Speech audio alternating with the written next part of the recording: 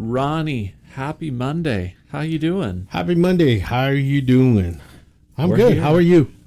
Hey, peachy keen. It's February. How was your weekend? It was good. It was good. Good. Open house, relaxed, Okay. chilled. How about you? It was good. Did some moving. Just a home office type thing. Okay. So Oh, that's right. You got kicked out. Pretty good. Pretty good. The queen took back her castle. Yeah. Well, the princess did because it was my daughter. Oh. Yeah. So the princess took back her big room. And of course, Dad always has to comply. So I did what I had to do. It is what it is. Wife. There it is. All right, you got it. Oh, I got them all. Just you wait. You did. Oh, just you wait. That's gonna be good, ladies and gentlemen. We're improving. We're gonna be top notch. It's good stuff here. All right. So what do we have today? We're going to have a little game show. I came up with some definitions. Some for you to ask me and me to ask you. All right. About real estate and mortgage lending and all that fun stuff. So, rock, paper, scissors. See who goes first. Rock, paper, scissors. I'm not very good. I don't even know how to play this game. Oh, you want to some more? Go like this? No, you got big hands, bro. Right? Rock, paper, scissors, shoot. Wait, What the hell like is that? that? Well, I'm pointing, right? Was that supposed to be you're scissors? Number one. Do it again. Wait. Again. I'm just going to give you a handicap and let you go first. All right. Definition number one. Here we go. You ask me first. Okay, so I'm asking you. I think this is wrong because you need to ask me that. No, you're asking me the lending questions to see if I know what the lending questions are. I'm asking you the real estate terms. We were totally prepared for this one, guys. But I got the sound effects, so. All right, here we go. So, Jordan, what is debt to income ratios? I understand a debt to income ratio to be the amount of recurring debt you have in relation to your monthly income expressed as a percentage. Am I spot on or am I off? You are real, yeah. So is it a, or yes. is it a? Oh, that's a good one. Winner, chicken dinner. Yeah, bro. Debt to income ratio. So basically, when you're talking about debt to income ratio, you want to make sure that you don't have a lot going out so that you can afford the payment. So that's pretty much debt to income ratios. So just like Jordan said. All right. Good job. We got all the buttons today, guys. We got all the buttons today. All right. Ronnie. Yes. What is your earnest money deposit? Your earnest money deposit. Well, your earnest money deposit is the money that you earn.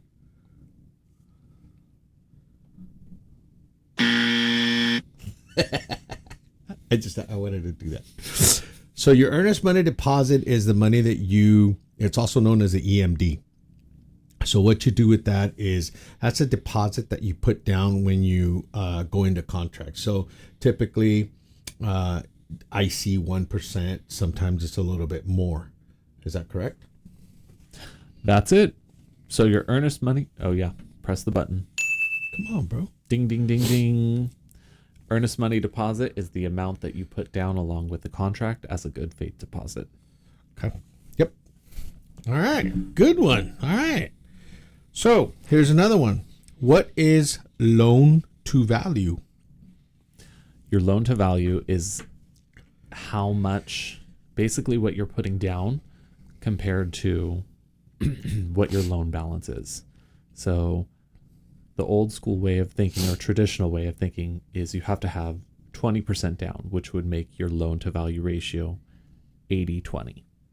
If you're only putting 10% down, you would have 90-10. But as we know, there's some programs where you could have 100% financing Or you could put 3% down and have a 97.3.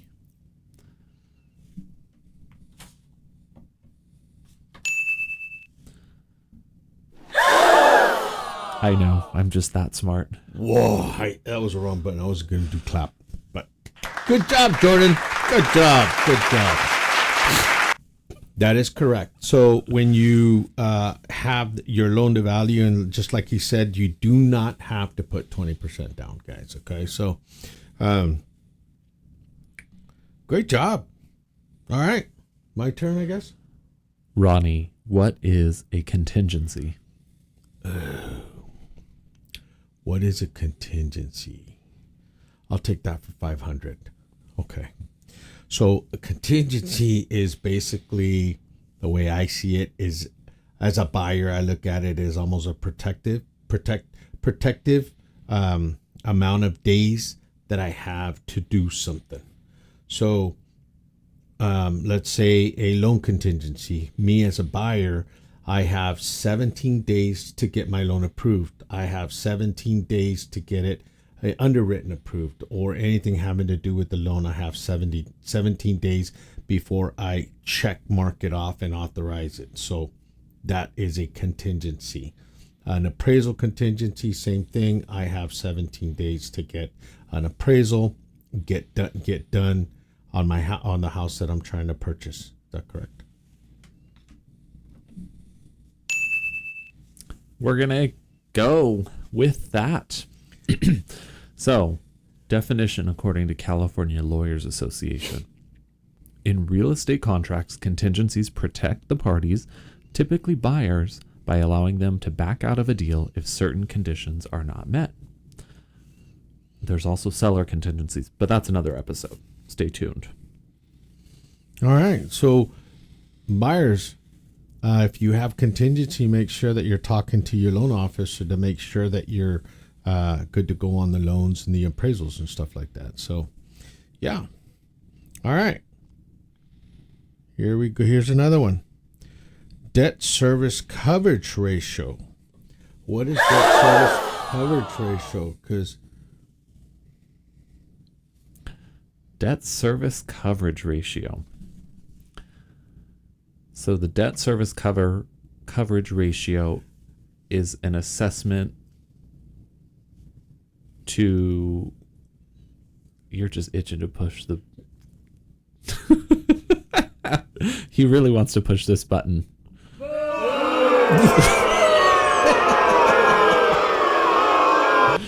So the debt service coverage ratio is the assessment of a borrower or entity's ability to repay the money back to the lending institution.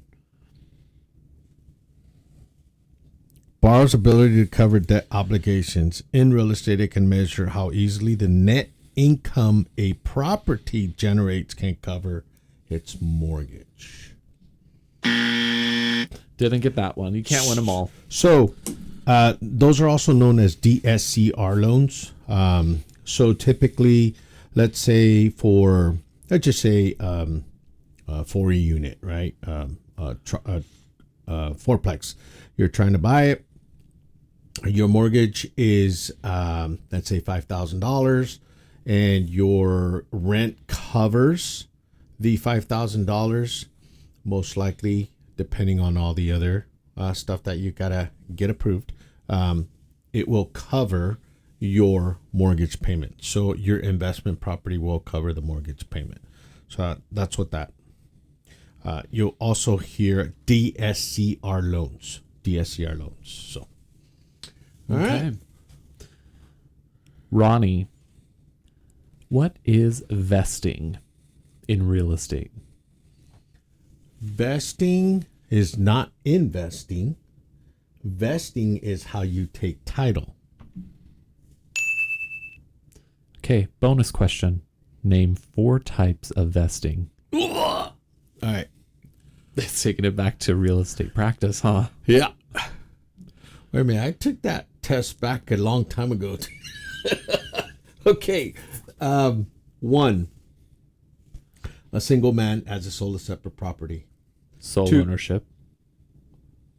2, a single woman as her own single property. That's still sole ownership. Okay, so ownership, but that's two: one man, one girl. Okay. The other one is a married couple, Known as? joint tenancy. No. Well, it could be. It could be. Well, that's the other one. That's three. That joint tenancy is three. What's the most common type of marital asset vesting? Joint tenancy. No, community property with right of Oh, that's survivorship. California, yeah. Okay, so community property. But you hit all of them, so you know what? Huh?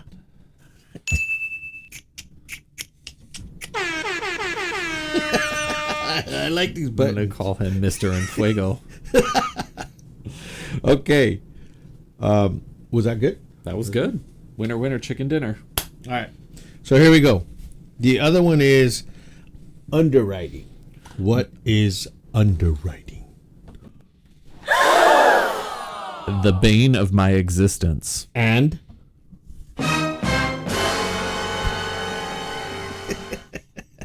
talk to me what the underwriting. So underwriting is the process of reviewing a buyer's what they stated on their application, their income, and their debt requirements, and it's assessing the risk that the lender is taking. Man, that is a and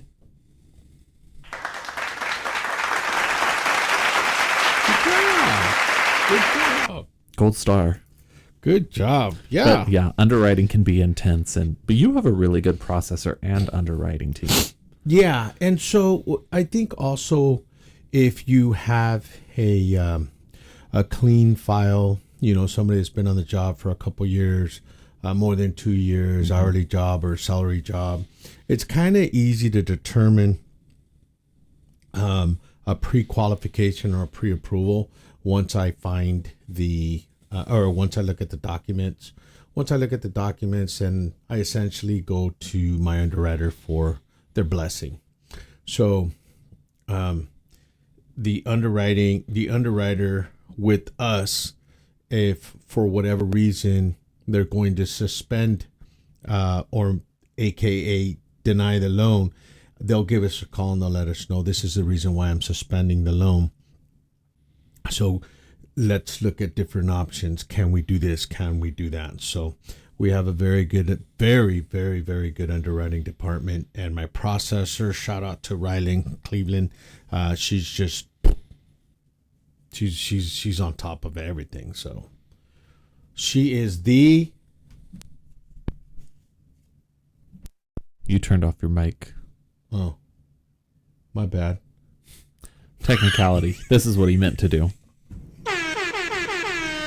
She's the bomb. So anyhow, yep.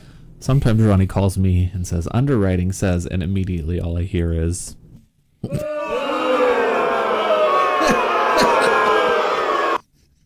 But they're necessary. It's necessary. Yes, they're necessary. All right, Ronnie. Last one that I have. What is an easement? An easement, in short, is a rite of passage. So, if you are living in a home that requires a driveway that has to pass through someone else's property, that is an easement. PG&E requires an easement to get to your property or to their equipment. PG&E.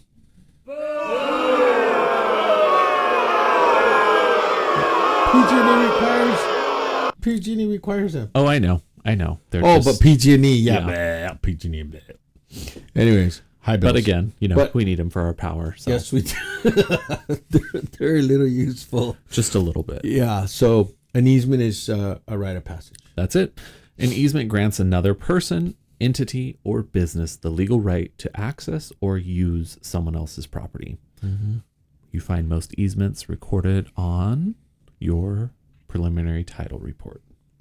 And have you ever had a client where they fight an easement, like I don't want nobody on my property or stuff like that. Yeah, I have. Yeah. I've had it where a property was behind this property in front, so they need their driveway went all the way down, and it was recorded on the preliminary title report. Neighbors had got along for years. The back neighbor was selling. The front neighbor was so sad because they became great friends, as you kind of do with your neighbors. And my buyer did not want to go through with the purchase because they really didn't understand what that meant. They thought that just, anyone would be coming onto their property whenever they felt like it. Sure. So it was just some education needed around it. Hey, no, that's not what it meant. This is meant for you to be able to drive through to your property.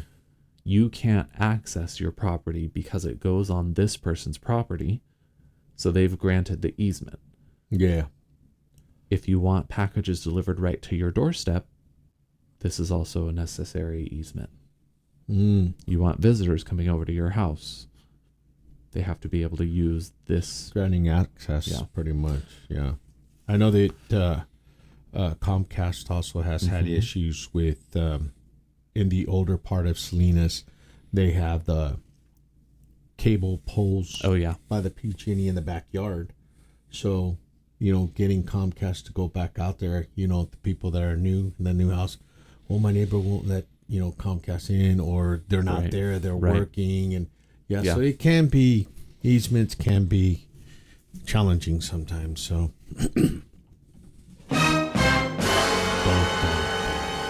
I love these buttons, man. Giving new meaning to the phrase pushing buttons. All right, Ronnie. Well, I think that wraps it up here. Thanks for playing along. If you have anything you want to know about, let us know. Happy to go over stuff. And we will see you next episode. All right. Well, if you guys have any other definitions that you'd like us to define for you, we would be happy to do so. Just let us know. And make sure that you like, subscribe, and follow. And I will be putting our information down on the screen so that you can follow us on Instagram. And we hope you all have a great day, great week. We'll talk to you soon. Bye. Thanks. Bye-bye.